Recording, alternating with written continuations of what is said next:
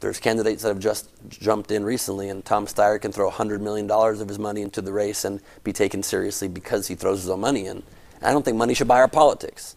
I think we should be in a different era now into the future where the people take the power back in this nation. And I think somebody who represents a working man, the everyday American like I am, who knows the struggles of real people, who knows what it's like to not be sure where you're going to pay your bills from or pay your rent or your mortgage from or your medical bills, is somebody that needs to be taken very seriously. And if the Democratic Party and many in the nation even who aren't all agree that the biggest, if you're against Donald Trump, you agree the biggest, most urgent threat above even the urgency of climate change and the urgency of trying to take our democracy back and our voice back and bring humanity back to our policies is stopping Trump, who is stymieing all of that, we have to be strategic in how we take him down. And no one's doing it. And so I will fight as hard as I possibly can. I've given it all to this campaign already, just in 2.5 months being live publicly, and I'm going to keep pushing harder and harder and harder to convey that message to the American people. If you want the America back that you know and don't want to see it erode, you have to consider strategy.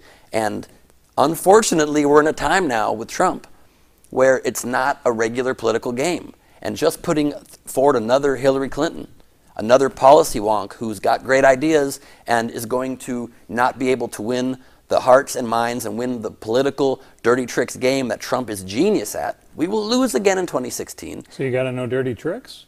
I got some dirty tricks up my sleeve, just public dirty tricks, verbal dirty tricks. I don't do anything that's untoward or unethical, but he throws stuff at me, I'm going to throw it right back in a way that shows how small and ridiculous and insecure and childish and greedy and treasonous this man is. You used the word strategically when you were talking about how to beat him. So what is strategically? What do you mean? Strategically means that you cannot simply rely on arguing the issues. The issues are very important. Of course, that's what the substance of any campaign is, but you have to come at Trump as the troll that he is. You have to make clear how small and disloyal to our nation this man is, and you have to do that through humor, otherwise it just sounds like you're complaining.